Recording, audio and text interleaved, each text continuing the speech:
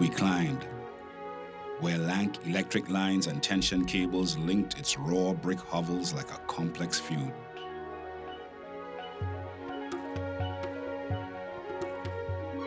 Where the inheritors of the Middle Passage stewed, 5 to a room, still camped below their hatch, breathing like felonies, whose lives revolved round prison, graveyard, church, below bent breadfruit trees. In the flat-colored city, class escalated into structures still. Merchant, middleman, magistrate, knight.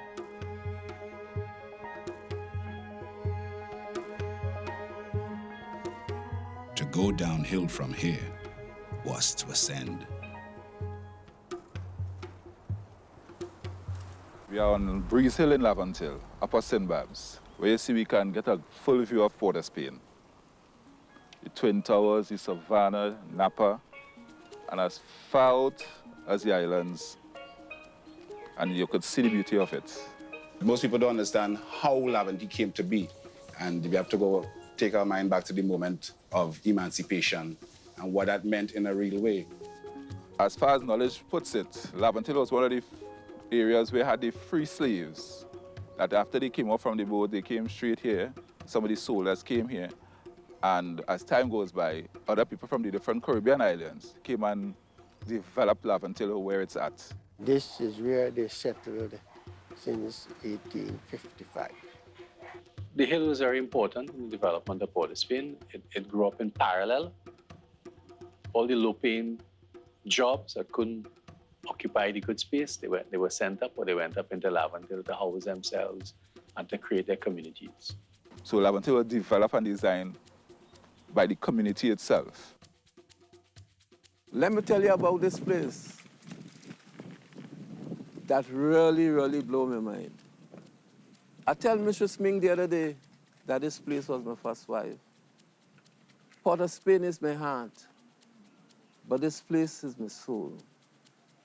I'm talking about Belmont people, the wonder of the world. I would not say it is biblical, but there's some sort of spirit that draws people here. All their friends, when they come here, they like coming here. Everybody like coming here, and they don't want to leave most of the time, you know? I just always say, I'm from Laventille, and I'm proud, and I will always say I'm from Laventille.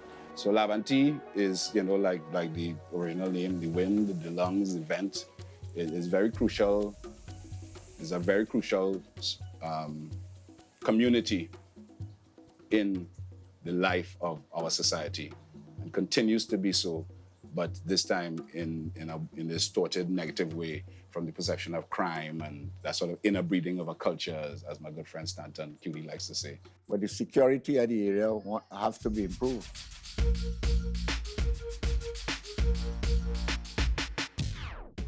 I might have a little fight, a man and a man, and when you're done. But they don't know them kind of thing. The gang violence is a strong concern with the family on a whole, or the group on a whole. People just walk all over, up and down that and the market was on George Street. People walking all over, you go theater, you have to walk up, you have no car. Remember, I only had one car at the time, but Archie. I can understand how a man feels the veins of a city swell in his hand. There is a green hill far away. Set on this hill, my city would not be hidden.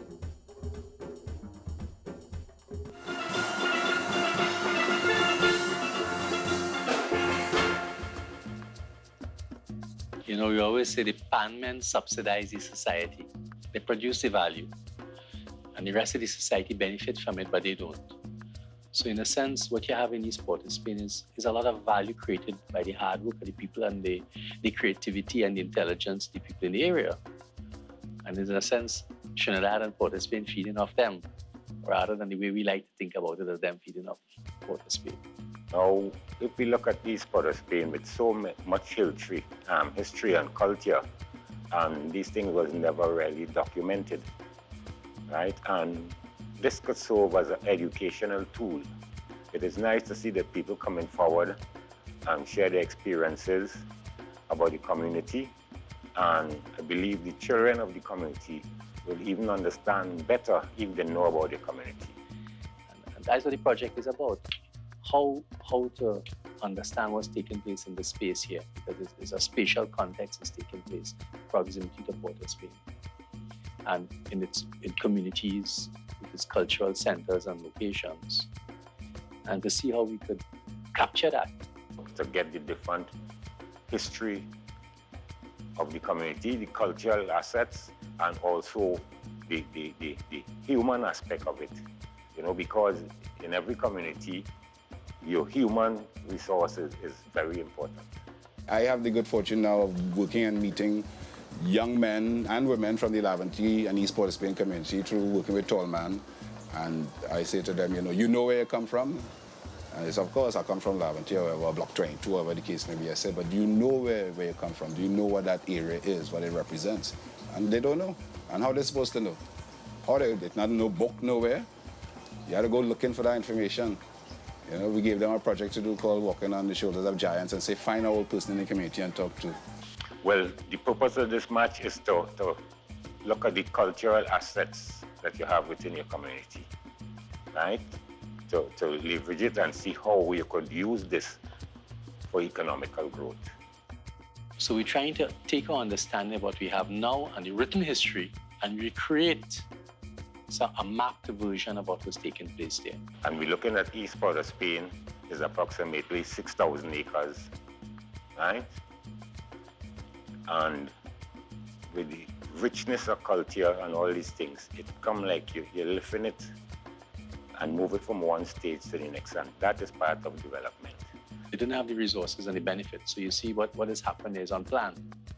But it's very developed in other ways because you've had the development of all the cultural expression and built communities with a lot of investment by the people who live there. As I say, we'll be able to share this with the younger generation to come, right? And also, some of the people who know and have this experience, is a joy to get it from them. Usual sights all over town, all the buildings them looking run down, and the days are hard and the nights are long, while singing one familiar song. And it's ghetto, you say?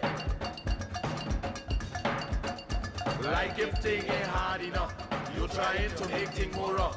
What frustration send you off? You think it's soft? In a ghetto? A ghetto has to do with a certain physical environment and negative attitudes that bring on emotional insecurity. Your very reason to live could be lost, and only the survival instinct kept going.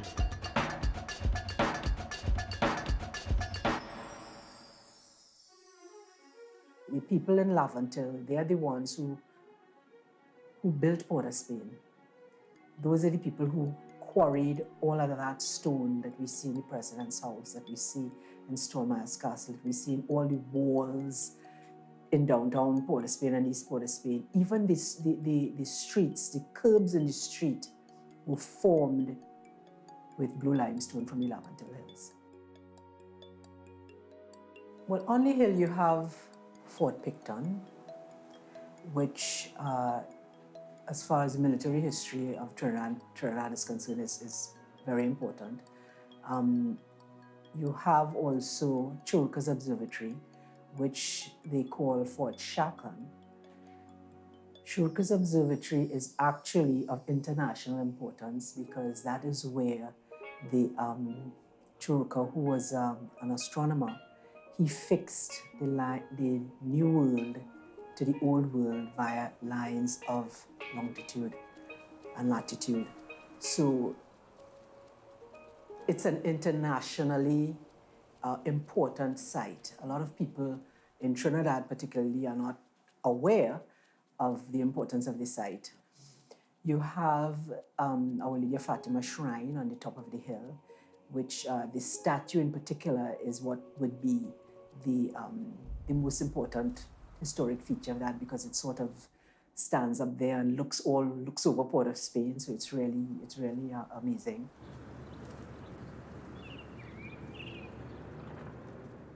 Belmont was a middle-class neighborhood, basically. That's where a lot of merchants and people who actually owned the businesses in Port of Spain lived. So you'd find some of the houses a little bigger, and the areas, but there are areas even there where they're very narrow streets and lanes, like when you on Belmont Circular Road, just off of the Savannah. Once you just have to go in some of those little streets on your right-hand side, and you'll see little lanes winding around and whatnot. These older buildings were built by craftsmen. They weren't just laborers, they were craftsmen. They were talented, they had passion for what they were doing, and they worked at what they were doing as if it was art. You see some fretwork that looks like little animals running. And you immediately think, well, maybe the person who lived in that house, maybe he used to like to hunt, and he wanted something like that related to him. We have another house in Belmont that the fretwork is a series of harps. It's just it looks like a wedding cake. It's just so lacy and pretty. And that was normal. You know, that was just normal. And so the craftsman, he personalized what he was doing depending on whose house he was doing it. When we talk about our vernacular architecture here, we have to be very mindful that it's influenced by all the various people from different parts of the Commonwealth that worked for the British government, who came here, all the various people and Trinidadians who went to various Commonwealth countries to study and to do things and came back with their ideas. And so the influence spreads further than just Laventille, Port of Spain. While on the hilltop, their marble Madonna, pale as a tombstone in this night's long forgetting, sights over the city, toppling, still sorrowing in robes.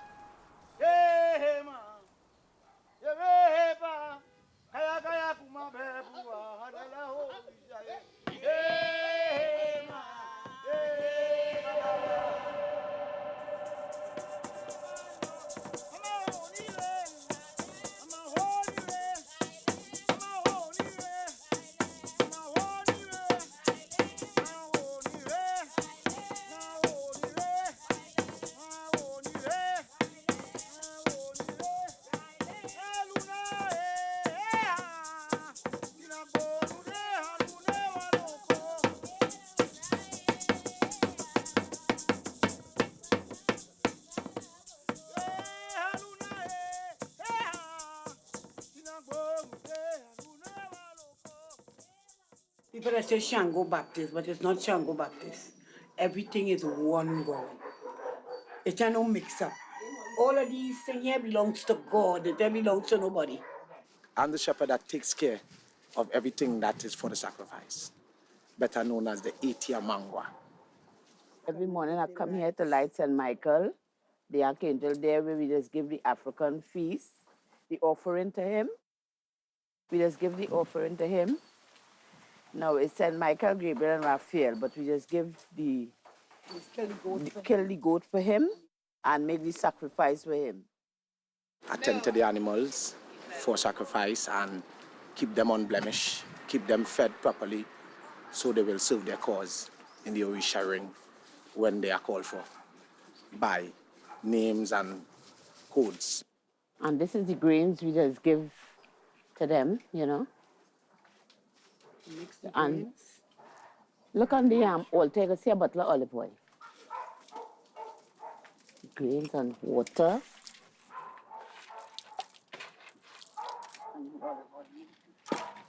Animals that is used for offering have to be unblemished, meaning the males cannot serve females. And you rarely use female, only one faith use females, which is Oya. She's a woman, so she takes female animals, but all the rest is unblemished rams, white and brown. Usually, if you was to offer him, he will offer for Shakpana because of his color. Because that's what he deals with, brown animals. Usually white is Ogun and Osan and Piti Osan. Those are blacks. You see? Our Father, which art in heaven, holy be thy name, thy kingdom come. Thy will be done on earth as in heaven. Give us this day our daily bread, and forgive us our trespasses, as we forgive those who trespass against us. And lead us not into temptation, but deliver us from all evil. Thine the kingdom, the power, and the glory, forever and ever.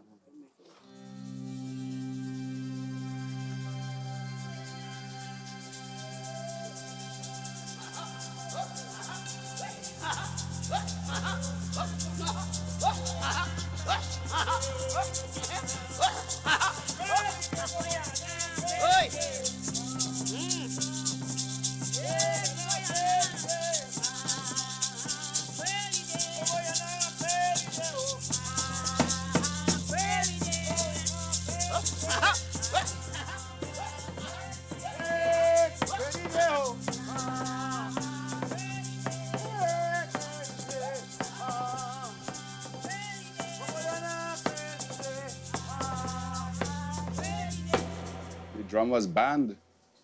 You weren't allowed to beat the drum. And why was it banned? It was a manifestation of a particular expression that was not Eurocentric, that was not anything that they could control or dominate. As a matter of fact, it was something that they feared. You remember, there's all the mythology of the talking drum, and they'll communicate with each other and they'll send messages to each other. So, I mean, the retention of the drum was a very strong statement of resistance and opposition. And to beat the drum, you had to go in the bush, you had to go in the quarries, you had to go in the crags of those places. And what it did was it afforded the drums to ring out even more. So the drum is at the core of the expression. The Orisha expression is at the core of who we are culturally.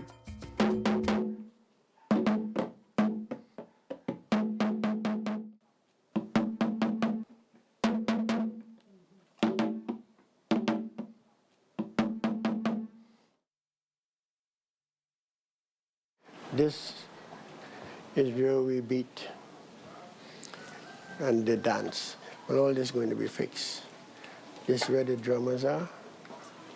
People sit here and they dance in here. We are not really Shango. Shango is different. Shango is a different set of people to the Radha. We are also Christians. You know, we go to church as everybody else.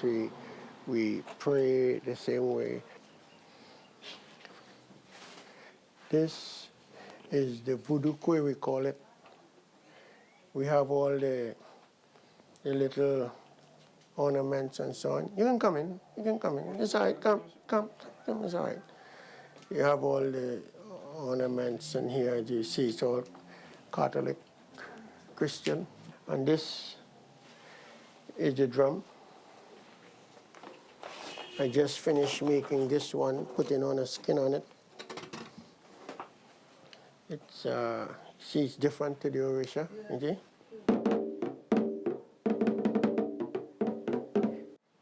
This is my father. He was the Hubunu. This is my grandfather. He was the head of the compound before my father. That's the one they call Dawendo. These are the tools that we use for sacrifice. I think this is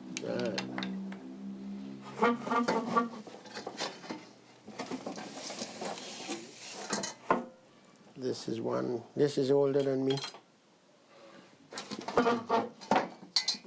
And there is and this is what we stick the cow with.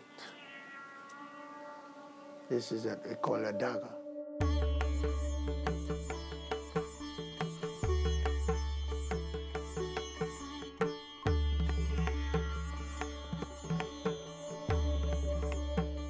I'm the son of Sukram Sankar, the founder of this temple, right? The founder of the temple there, right? And that is one of the caretaker they sent in the 60s, right? This one is the priest from 1953 till he died. That is Lal Bihari Sharma, and his son Sat Sharma. temple situated on Temple Street. In Gonzales. In Gonzales. My ish is Siri Hanuman. He is my strength. So I really would devote myself to Hanuman. When everything we start here. This is, as we say, this is Lord Ganesh, right? He's for prosperity, peace, and everything. This is Mother Parvati, and this is the Lord himself, Lord Shiva. Every other aspect of the deities came from here in different forms. We invite people to come on occasion, and they will come, you know, but it's not as regular as before. You know, once you have prayers, you will have an amount, this crowd come, you don't have anymore. But now, change up, even the members and all, they fear to come up here.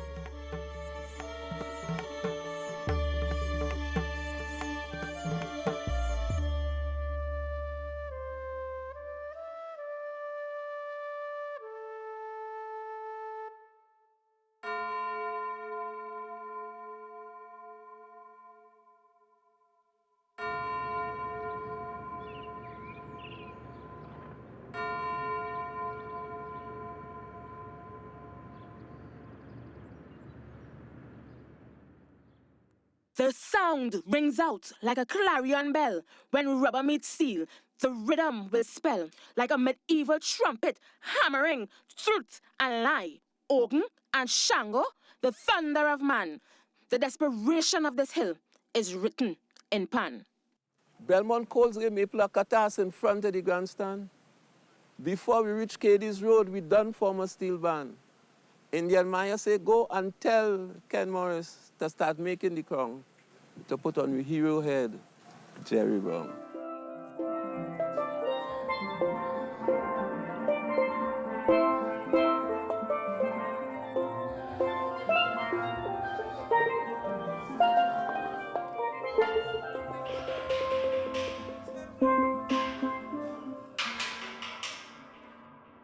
They used to use these drums. Well, now these drums have one song, cool? But what guys, I suppose, master the art of taking your finger and like you could do. You ever hear about Andrew Bedo? Yeah. And Bedo and them is to experiment with these things, okay? And they knew by putting your fingers here, you get a higher sound. This.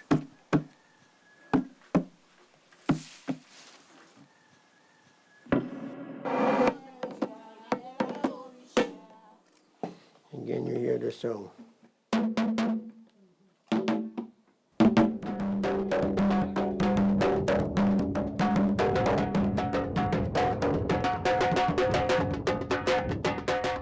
What just happened?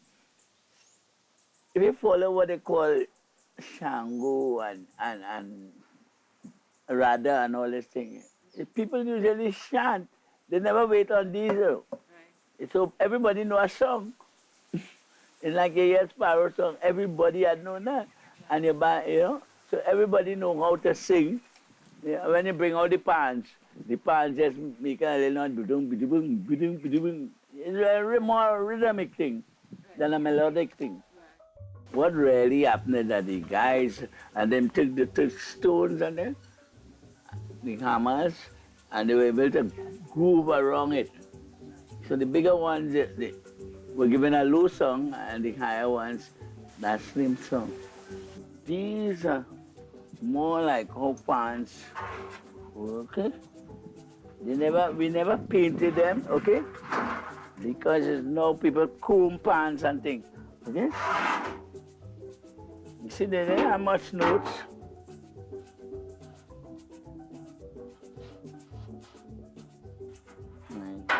This is what you call a tenor pan. Okay? What you are using now? Okay? Look at the pan.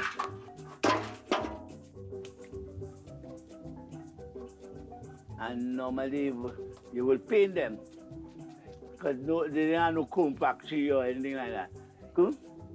And that's why I interested thing. You can report to this. Cool? And many people can't do this. This is a tough job. They're a tough job. They're a tough job. You see how look at mash up the pan. I could do nothing with it. Your story. A pan is an amazing invention. I was watching Andy Nara last night, this American Jewish man who, you know, is a master pan man and still can't believe that he's lucky enough to be playing a pan. And still don't understand the magic of making a pan. Because it's alchemist, you know, men have to make that pan by air and pong, pong, pong, pong, pong, pong, pong until they find them notes on the pan. But that's the way you dress to play pan. Pan, although these fellas are what we call badgeon, they can go about and play people place a tie. Okay? If you're from Belmont and you're from Sunland Band, Eddie Bum was the captain of Sunland. So his weight and his badge on his arm, you used to carry it on your shoulder. Right? Gold teeth from behind the bridge, which the brothers might tell you about. Right? He was from a band behind the bridge. And his followers was interpreted to be as bad as him or as the case may be. Right? Ellie Manet and all of these guys, invaders. Right? It comes just like Rudolph Charles and Desperados.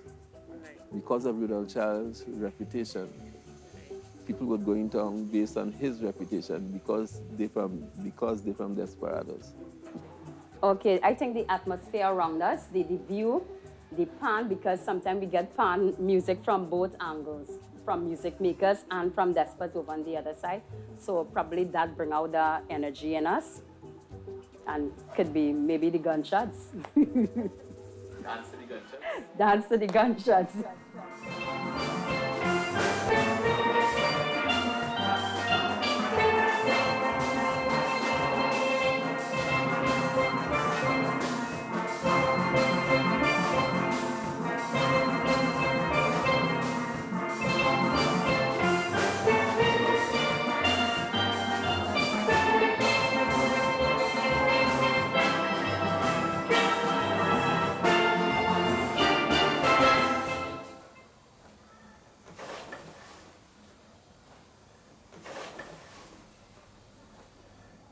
Belmont was a grow up, you know, the Laventille, the Savannah was our park.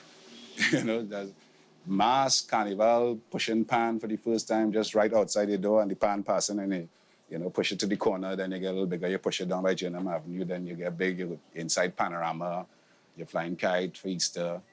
It was right there.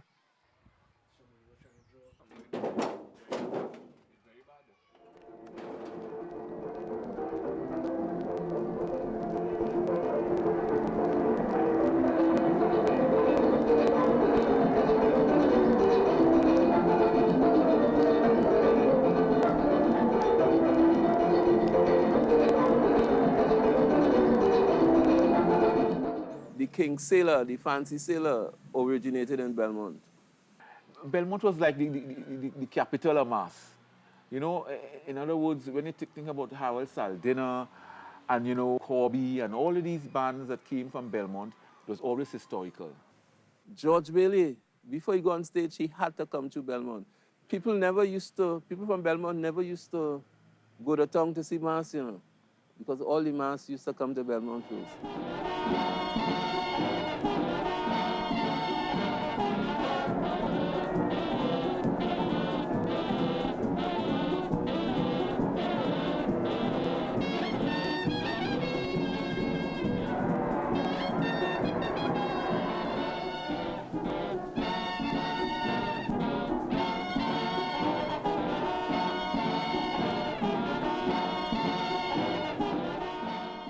Whenever you would see a carnival costume with metal carnival day, everybody knew well that came out of Ken Morris's mass camp. He was probably one of the first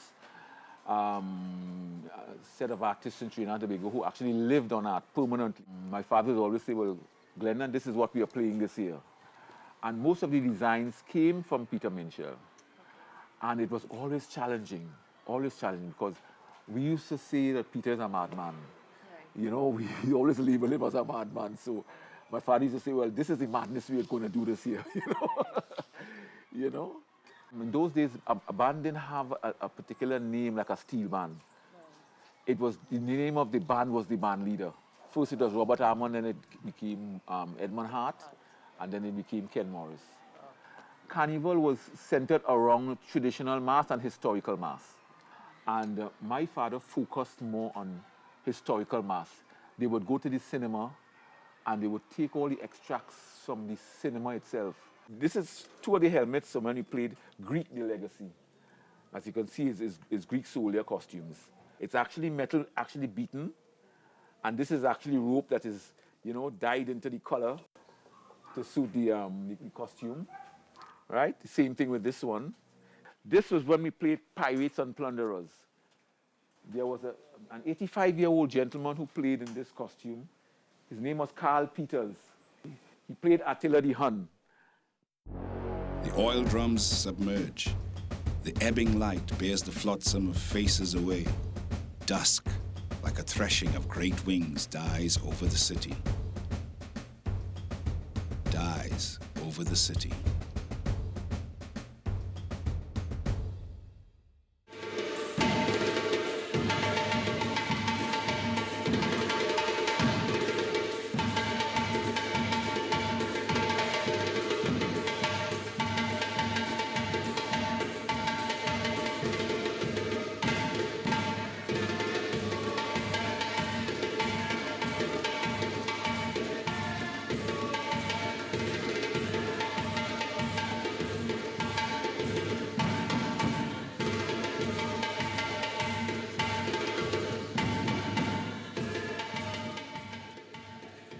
Folk come from our roots, where we came from. Like the bongo, the African, that's our roots, and it comes from there. To me, folk is it. Because when you go outside there too, it's the folk dances they want to see. They don't want to see no ballet or no modern thing. They want to see what we have to offer. Like the energy in Laventille, it brings out that folk aspect in us.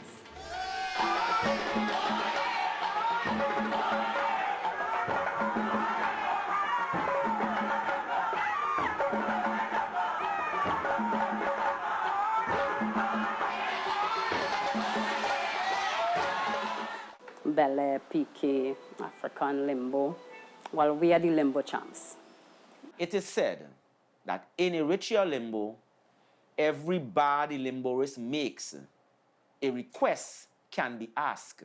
Limbo is more cabaret. Limbo is not what it used to be before, but that is where it stemmed from. They said it's from wake, when somebody dies, and the body, you want to know if the body, when the body rise and leave the earth, so you do the limbo. And now you just go from the top to the bottom to see how low you could go. But at that time, you used to go from the lower bar to the higher bar. Yeah, they use their legs as the bar. And you have the drummers.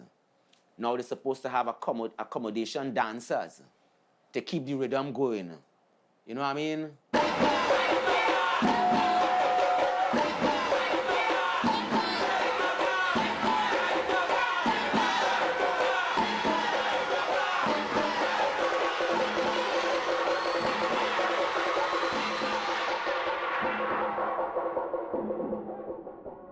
We do Orisha beats. We also, one of the, year before we did Orisha dance, because in Best Village today, they always have a dance okay, Orisha, and you have to be authentic.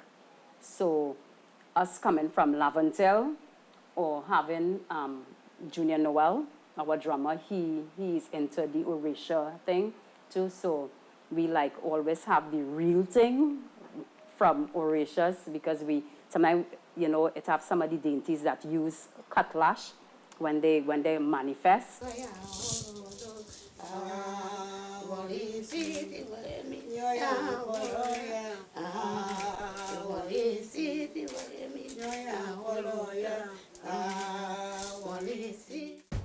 Dry river of tears. Damn these bloody battlefields. Damn these stony pathways to hell. My road leading uphill, but you whining in vain. You going nowhere too fast. Just move out my way. I going and pass. You cutting corners and throats, taking chance after chance. But let we dance now, city man. Let we dance, let we dance, let we dance.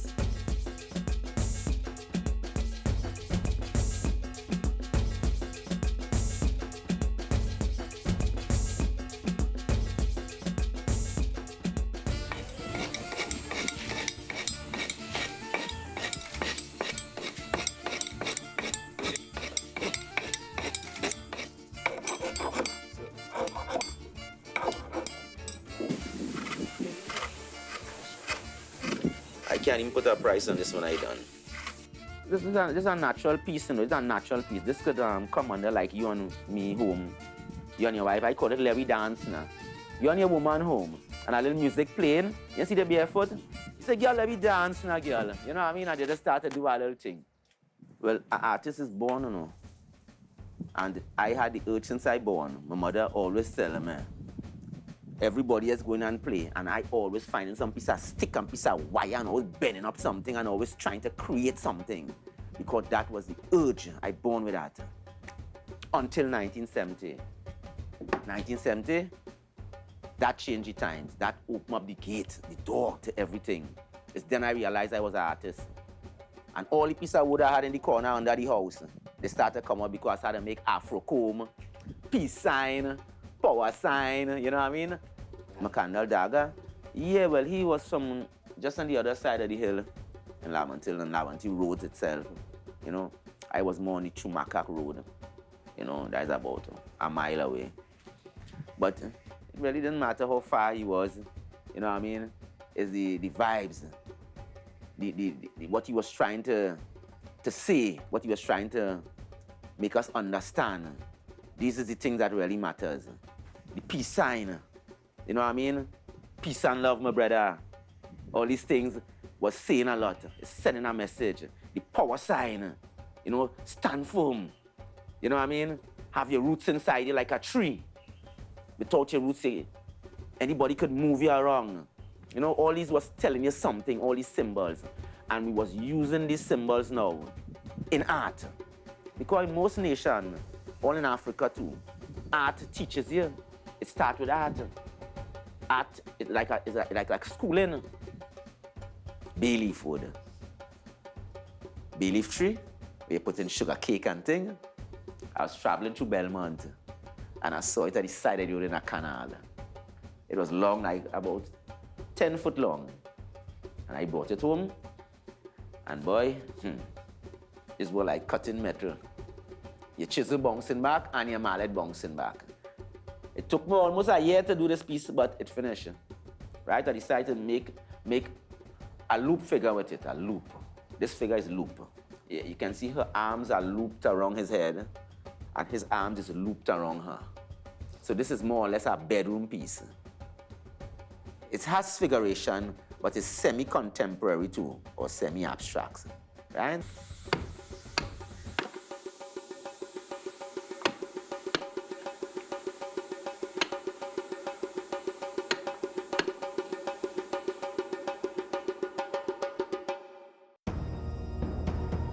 I sit high on this bridge in Laventille, watching that city where I left no will, but my own conscience and rum-eaten wit, and limers passing to see me where I sit.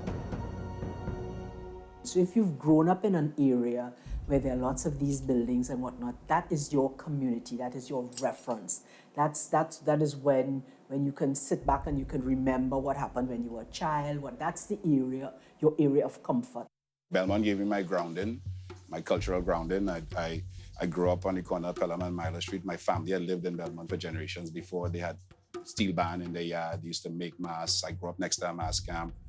My barber was Jason Griffith, who was the most renowned sailor man in town. So I grew up in it, and I didn't appreciate it for a lot of the time. Certainly when you get to be a teenager and you just want to go to America and do American things, you know. But as a big man, I come back to realize, well, I couldn't get away from it. It grounded me. The map you know, it exposed the vast amount of cultures we have in the community and the richness thereof. Yeah, sometimes we sit down and say, when we sit down and taking in the view, we say, you know, it's only rich people that live in places like this. Where in the world you get people like us overlooking the city? In the night, we could come and take the views of the different parts of the country. But this is a place I don't intend to give up and will not give up by any means. I'll fight for it if I have to. But it have no sale for Laventille as far as I know.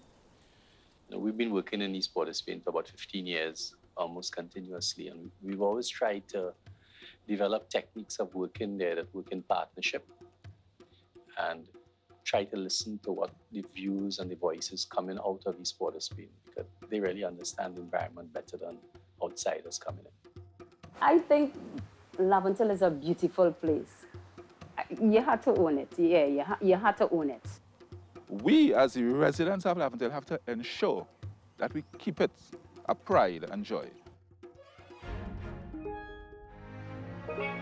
Mind your face indoors, Pickney, mind your face indoors. The moon going to get you. Oh, here.